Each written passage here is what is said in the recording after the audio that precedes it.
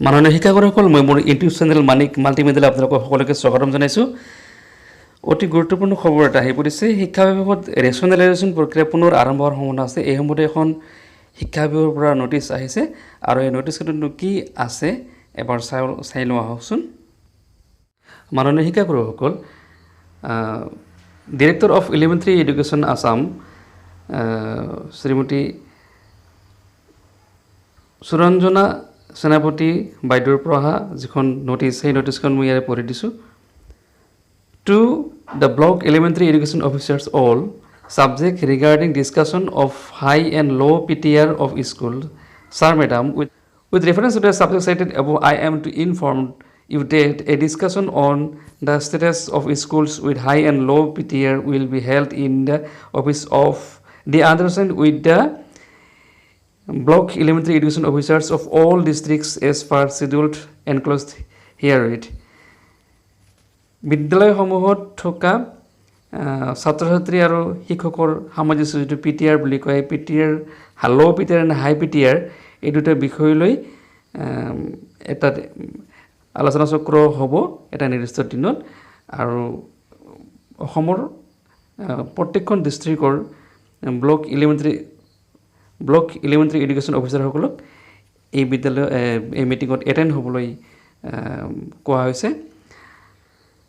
In this connection, you are requested to positively attend the same as per date and time given in the schedule with list of high PTR and low PTR schools under your jurisdiction along with details of teachers. ইয়াতে সকলোবোৰ block elementary education অফিচাৰক তেওঁলোকৰ জুৰিছডিকশ্যনত থকা বিদ্যালয়সমূহৰ হাই PTR and low PTR যিখন list, ছাত্ৰ ছাত্ৰীৰ অনুপাতে শিক্ষকৰ সংখ্যা, তেওঁলোকৰ যিখন লিষ্ট, এই লিষ্টখন তাত তেওঁলোকৰ দাখিল কৰিবলৈ কোৱা হৈছে।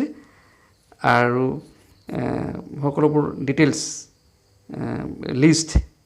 List of high PTR and low PTR এই গোটেইখিনি তেওঁলোকে সেই ডেটত যি ডেটত মানে মিটিংখন হ'ব সেই ডেটত পজিটিভলি এটেণ্ড হৈ পেলাই এই ডাটাখিনি দিবলৈ কোৱা হৈছে। The block elementary education officers are to bring the details as per the enclosed format 1 and 1A duly filled up with coming for the discussion. While coming for the discussion, যেতিয়া তেওঁলোকে এই ডিছকাশ্যনত যায় তেতিয়া এখন ফৰ্মেট দিয়া হৈছে। ফৰ্মেটত গোটেইখিনি details, ছাত্ৰ ছাত্ৰীৰ সংখ্যা অনুপাতে শিক্ষকৰ যিটো সামঞ্জস্যতা, যিটো PTR বুলি কয়, এই হাই PTR আৰু ল' PTR যিখন লিষ্ট, এই ডিটেইলছ গোটেইখিনি ডাটাবিলাক তেওঁলোকে এই মিটিঙত জমা দিব লাগিব বা ডিছকাশ্যন কৰিব লাগিব। This may be treated as topmost urgent, এইটো খুব আৰ্জেণ্ট বুলি কোৱা হৈছে।